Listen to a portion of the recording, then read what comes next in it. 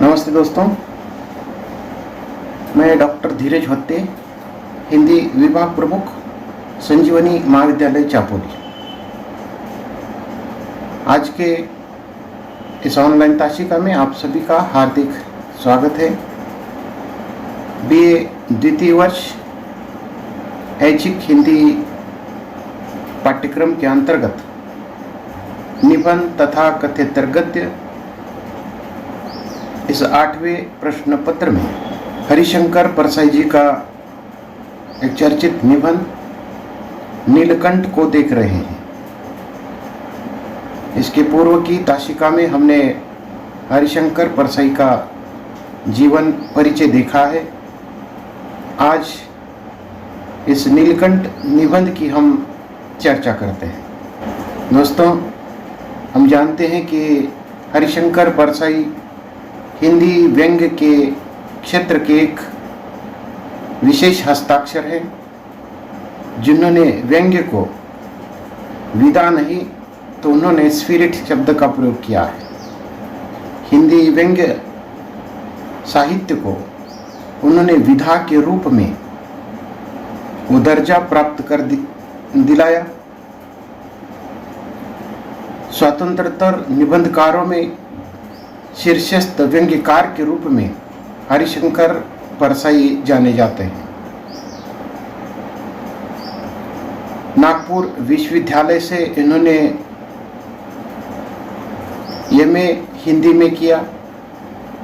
घर की जिम्मेदारियों को उठाते हुए उनको नौकरी करने के लिए मजबूर होना पड़ा। हरिशंकर परसाई जी ने मध्य प्रदेश के अनेक शिक्षण संस्थाओं में अध्यापन का कार्य किया। लेखन के प्रति विशेष लगाव बचपन से ही रहा है, इसलिए उन्होंने आगे चलकर अध्यापन का कार्य छोड़कर पूर्णतः साहित्य सेवा में लीन हो गए। उनका बाह्य व्यक्तित्व जितना प्रतिभावान था, उतना ही आंतरिक व्यक्तित्व भी प्रतिभा संपन्न था। उन्हें अन्याय और अत्याचार से बहुत चिढ़ थी। इसी कारण उनके व्यंग्य की जो धार है वह अधिक पैनी और प्रखर रही है। हास्य व्यंग्य निबंधकार के रूप में हरिशंकर परसाई जी को असाधारण सफलता प्राप्त हुई है। जीवन के अंतिम दिनों में आर्थिक विपन्नता बढ़ गई और अंत में बीमारी के कारण 10 अगस्त 1995 को हरिशंकर परसाई का देहावसान हो गया। परसाई जी ने हिंदी व्यंग्य निबंध साहित्य को एक नई दिशा देकर उसे एक सशक्त विधा के रूप में प्रतिष्ठित किया।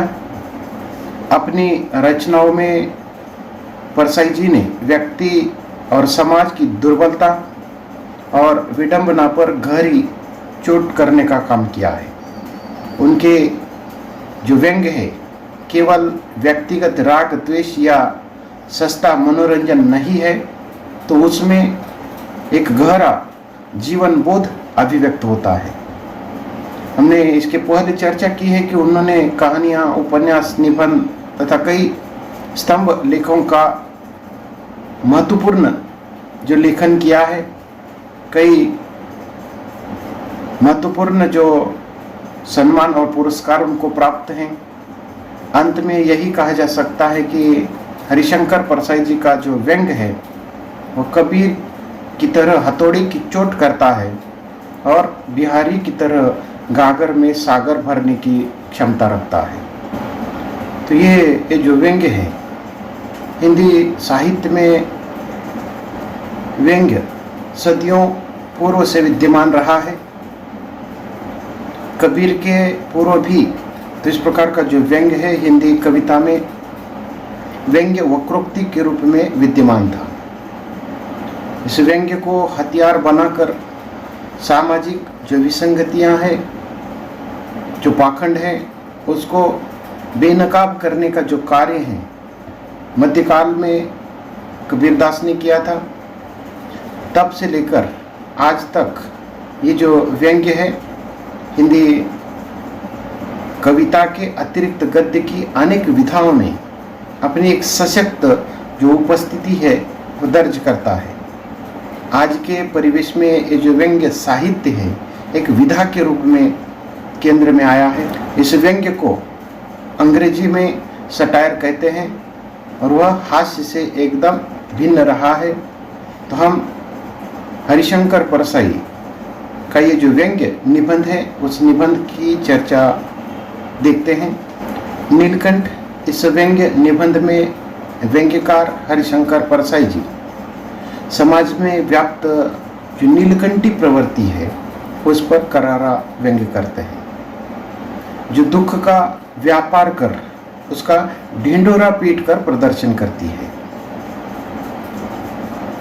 हरिशंकर परसाई जी कहते हैं कि भगवान शंकर भी विष बचा गए परंतु नीलाकंठ दिखाने का जो लोभ है उसको रोक नहीं पाए।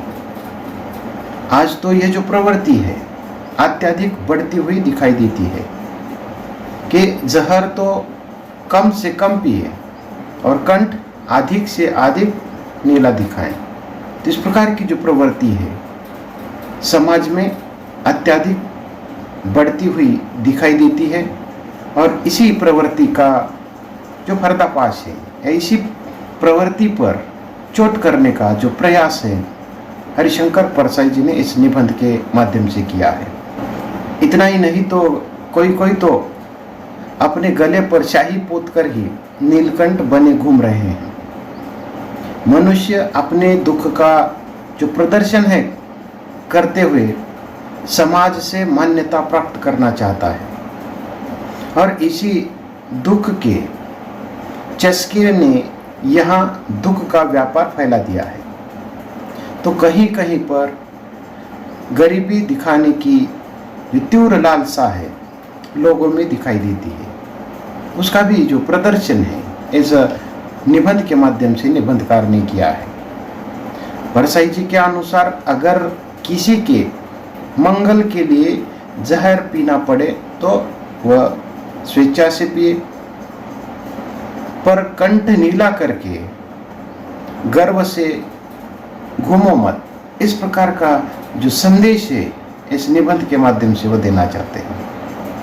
अगर किसी को इस प्रकार मंगल के लिए अगर जहर पीना पड़े तो वह पी सकते हैं, स्वेच्छा से पी सकते हैं, लेकिन इस प्रकार दिखावा करने की आवश्यकता नहीं है। अपना कंठ नीला करके गर्व से घूमो मत, इस प्रकार भी कहते हैं। वे इसे मीठा दर्द कहते हैं जिससे उनके मुख पर बड़ी प्रसन्नता छा जाती है। औरों से अधिक कष्ट भोगने का जो गर्व है महसूस करने लगते हैं। समर्थ होकर भी करुणा जैसी मूल्यवान लोक मंगलकारी भावना को सींचना परसाई जी को सरासर चोरी और धोखा लगता है। आज समाज में ऐसे धोखेबाज चोरों की जो संख्या है बढ़ रही है, उसकी और भी वे संकेत करते हैं। और ये जो दोहरा जो शोषण है वो किस प्रकार हो रहा है वो दिखाते हुए हरिशंकर परसाई कहते हैं कि आदमी की रोटी तो छीनी जा रही है, उसके साथ ही उसके हिस्से की जो करुणा है वह भी छीनी जा रही है। उसका उदाहरण देते हुए हरिशंकर परसाई कहते हैं कि जिस प्रकार शंकर के नाम पर एक पंछी जो नीलकंठ बनकर श्रद्धालुओं की श्रद्धा और भक्ति को लूट लेता है, ठीक उसी प्रकार समाज में बिना विषपान किए कई लोग अपने आप को नीलकंठ दिखा रहे हैं। ये जो प्रवृत्ति है दिन ब दिन बढ़ती जा रही है, जिसकी भीड़ में वास्तव में अपने जीवन में विषपान करने वाले उपेक्षित और दुर्लक्षित रह जाते हैं। अर्थात हमारे समाज में जो ढोंगी नीलकंठ है वह किस प्रकार शोषण कर मालामाल होते हैं और स्वयं को शिव या नीलकंठ मानते हुए समाज में घूमते फिरते हैं। ये जो प्रवृत्ति है तो इस प्रवृत्ति को इस निबंध के माध्यम से निबंधकार ने व्यक्त किया है। तो इस प्रकार ये जो नीलकंठ है, नीलकंठ जैसे कि हम जानते हैं कि ये दो प्रकार से निबंधकार ने इस निबंध के अंतर्गत इस निबंध का लेखन किया है। जैसे कि नीलकंठ हम जानते हैं कि भगवान जो शिव है या शिव शंकर, उसके लिए भी इस नीलकंठ शब्द का प्रयोग किया जाता है। और हम देखते हैं कि एक पक्षी है जिसको नीलकंठ भी कहा गया है। तो संक्षेप में हम ये जो नीलकंठ, जिसका जो रूप है, भगवान का जो रूप शिव शंकर है, उसके बारे में जो भी पुराणों में या भगवान शिव शंकर को नीलकंठ क्यों कहा जाता है, उसको संक्षेप में समझने का प्रयास करते हैं। हम जानते हैं कि हिंदू धर्म में प्रमुख जो देवता हैं उनमें से एक भगवान शिव शंकर है। जब हम उनका चित्र देखते हैं तो उन्होंने अपने गले में एक नाग लटकाए हैं, हाथों में डमरू है, त्रिशूल लिए हुए ये जो भगवान शिव है, उसको हम कई नामों से जानते हैं और उनके हर नाम के पीछे कोई ना कोई मतलब रहा है। देवों के देव शिवजी शब्द का भी प्रयोग उनके लिए किया जाता है, जो उसके साथ ही कई अन्य नामों से भी जाने जाते हैं, जैसे कि महादेव है, भोलेनाथ, शंकर, महेश है, रुद्र है, और एक महत्वपूर्ण जो नाम है वह नीलकंठ है। तो इस प्रकार इनमें से एक प्रसिद्ध जो नाम है वह नीलकंठ है। और नीलकंठ की एक विशेष कहानी भी है। तो इस कहानी के संदर्भ में कहा जाता है या पुराणों में कई जो कथा है उसके अनुसार देवताओं और राक्षसों के बीच एक बार अमृत के लिए समुद्र मंथन हुआ था। और ये जो समुद्र मंथन है दूध के सागर में अर्थात क्षीर सागर में हुआ था। इसमें से जैसे कि 14 प्रकार के जो रत्न हैं वह निकालने का उल्लेख मिलता है। तो ये जो 14 प्रकार के जो रत्न है उसमें लक्ष्मी है, शंख है, कौस्तुभ मणि, ऐरावत, उसके बाद पारिजात, उच्चैश्रवा, कामधेनु है, कालकूट, रंभा नामक एक अप्सरा, उसके बाद वारुणी मदिरा है, चंद्रमा है, धन्वंतरी, अमृत और कल्पवृक्ष। इस प्रकार के ये 14 रत्न उस दूध के सागर से या क्षीर सागर से उस समुद्र मंथन में देवताओं और राक्षसों को मिलते हैं। उसमें से सबसे महत्वपूर्ण जो है वह अमृत है। अपनी अपनी चतुराई से ये जो देवता है इनमें से क्या करते हैं, अमृत ले जाने में वह सफल हो जाते हैं। लेकिन इसके साथ ही अमृत के साथ उसके पीछे विष भी निकलता है। और यह विष इतना खतरनाक था कि इसकी एक बूंद सारे संसार को खत्म करने की शक्ति रखती थी। जैसे कि आज का ये कोरोना वायरस है, तो उस प्रकार ये पुराणों में इस अमृत के साथ निकला हुआ ये जो विष है उसने पूरे संसार को प्रभावित किया था, पूरे संसार को खत्म करने की शक्ति उसमें थी। इस बात को जानकर ये जो देवता और राक्षस है भयभीत हो गए और इसका हल ढूंढने के लिए शिव जी के पास आते हैं, महादेव के पास आते हैं। और शिव जी, भगवान शिव जी क्या करते हैं, इसका एक हल निकालते हैं। और वह इस प्रकार का हल निकालते हैं कि इस विष का पूरा जो घड़ा है वो खुद पिएंगे और उसको समाप्त करेंगे। शिव जी ने वो घड़ा उठाया और देखते देखते ही उसको पूरा पी गए। लेकिन उन्होंने ये जो विष है गले से नीचे उन्होंने वो नहीं निगला, गले में ही उसको धारण किया। तो उन्होंने इस विष को गले में ही पकड़ कर रखा। इसी वजह से उनका जो कंठ है वह नीला पड़ जाता है और उसका ही एक नाम नीलकंठ पड़ जाता है। और इस प्रकार इस पुराणों के अनुसार ये जो कहानी है, इस कहानी के अनुसार शिव जी ने या महादेव जी ने क्या किया, इस विष को अपने गले में धारण कर पूरे संसार की रक्षा की। इसीलिए उनका नाम नीलकंठ पड़ा है। इस प्रकार का एक पौराणिक कथा है। तो हम इस निबंध के माध्यम से अर्थात नीलकंठ का और इस शिव जी का क्या संबंध है, नीलकंठ ये जो शब्द प्रयोग निबंध के लिए किया है वह उस पंछी के रूप में, वो किस रूप में देखते हैं, ये सारी जो बातें हैं इस निबंध के माध्यम से हम देखते हैं। हरिशंकर परसाई युग चेतना के व्यंग्यकार हैं, जो हम जानते हैं। वर्तमान जीवन की जो असंगतियां हैं, कमजोरियां हैं, विरोधाभास और जो विडंबना है, उसको परसाई जी ने बहुत ही सूक्ष्म दृष्टि से देखा और परखा है। और उनका जो समग्र साहित्य है, उस साहित्य में उन्होंने इस प्रकार वर्तमान जीवन की ये असंगतियां, कमजोरी, विरोधाभास, विडंबना, उसको देखकर उस पर उन्होंने प्रहार करने का काम किया है। और यहाँ तक हमने देखा है कि कबीर की परंपरा में आने वाले ये जो परसाई जी हैं, उन्होंने अपने तीखे व्यंग्यवाणी से इन पाखंडों की जो पूरी तरह से, अर्थात पाखंडों को पूरी तरह से उसको पर्दाफाश करने का प्रयास किया है। उनके साहित्य में हास्य, मखौल, श्लेष है, व्याज स्तुति है, व्याप्त निंदा आदि के माध्यम से वे हर प्रकार की जो विकृति है उस पर वह ईंट पड़ते हैं। उनके निबंधों की, उनके व्यंग्य निबंधों की जो शैली है वह विशुद्ध व्यंजनात्मक रही है।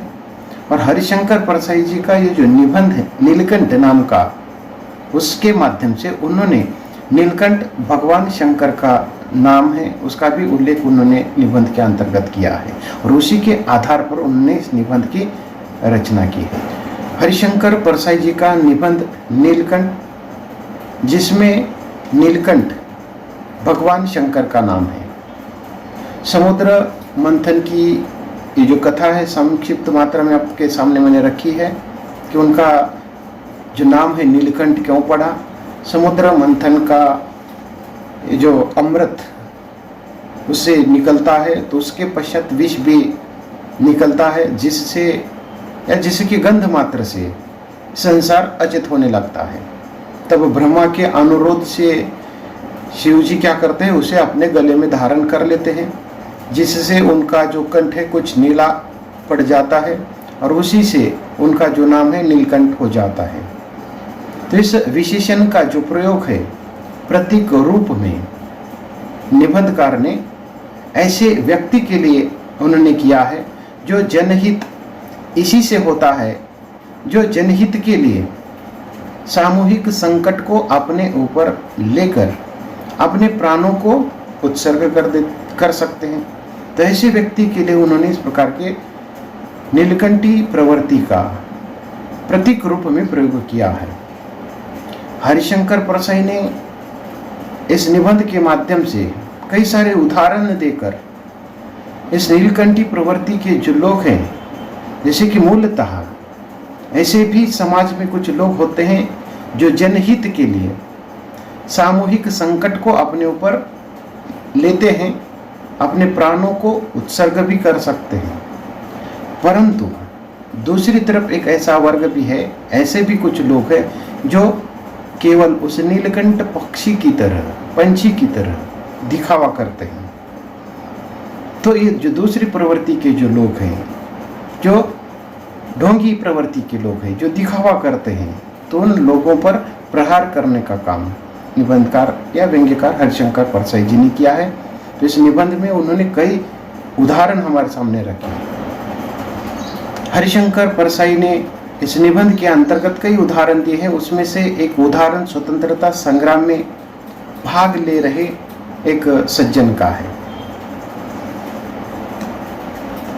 हमारी स्वतंत्रता सेना विजयी हो गई और उस समय इस प्रकार की एक परंपरा थी और उस परंपरा के अनुसार युद्ध में एक विजेता है और दूसरी विजित जो पक्ष हैं। तो ये विजेता पक्ष विजित पक्ष में क्या करता है, लूट मार करता है। पर हमारे इस स्वतंत्रता संग्राम में ये जो विजित पक्ष है, विजित पक्ष तो 7 समुद्र पार करके नए बम बनाने में लग गया। उसे कैसे जाकर वहां लूट सकते हैं। इसीलिए हमारे जो विजेता है, उन विजेताओं ने क्या किया, एक नई परंपरा चलाई और उसके अनुसार अपने ही पक्ष में वे लूटमार करने लगे।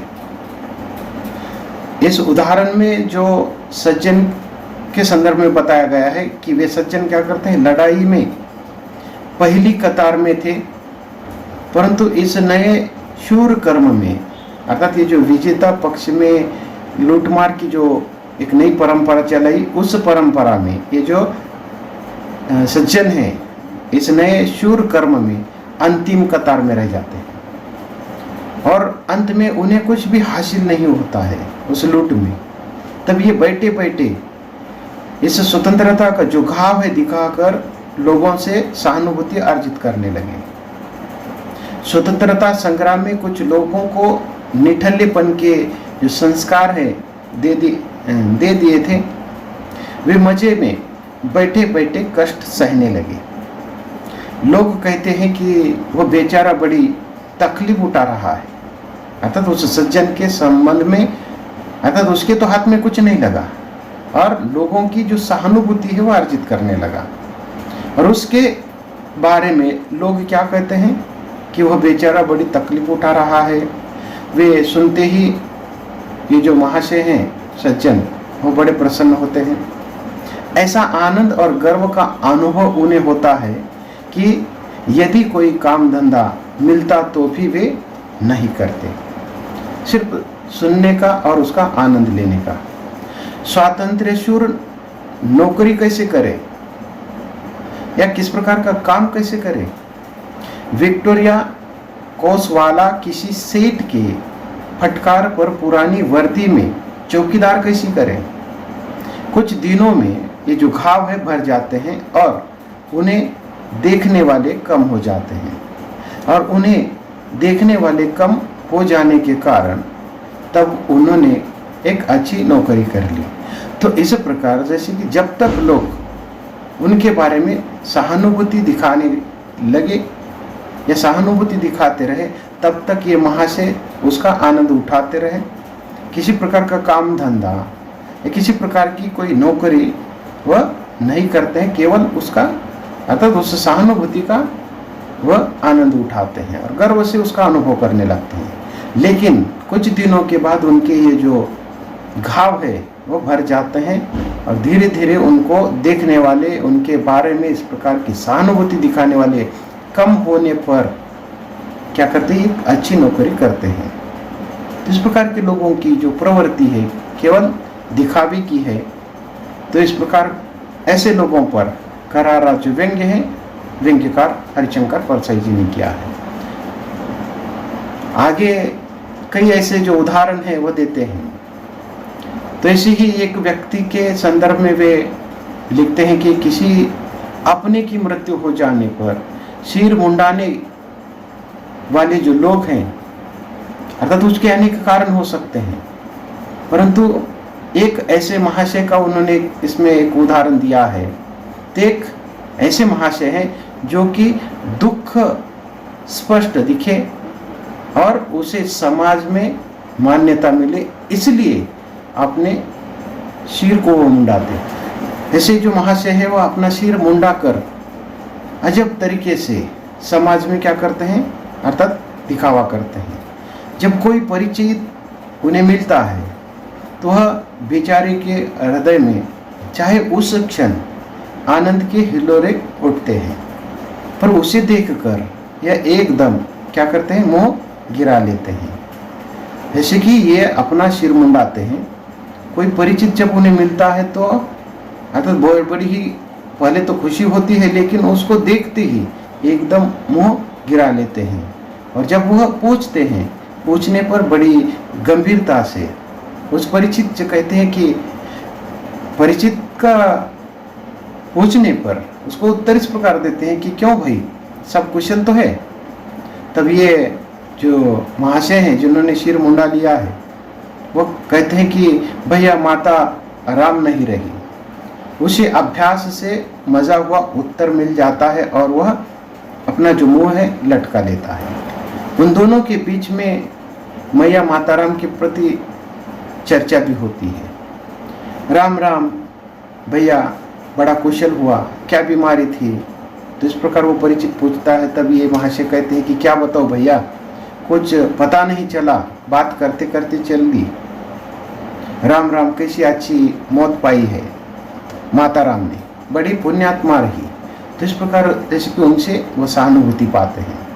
तो इस प्रकार के भी या इस प्रवृत्ति के भी कुछ लोग समाज में हैं जो अपने ही दुख का रोना रोते हैं, लोगों से करुणा सहानुभूति प्राप्त करते हैं और खुशी की जो जिंदगी है जीते हैं। ऐसे प्रवृत्ति के जो लोग हैं जो दिखावा करते हैं, ढोंगी है।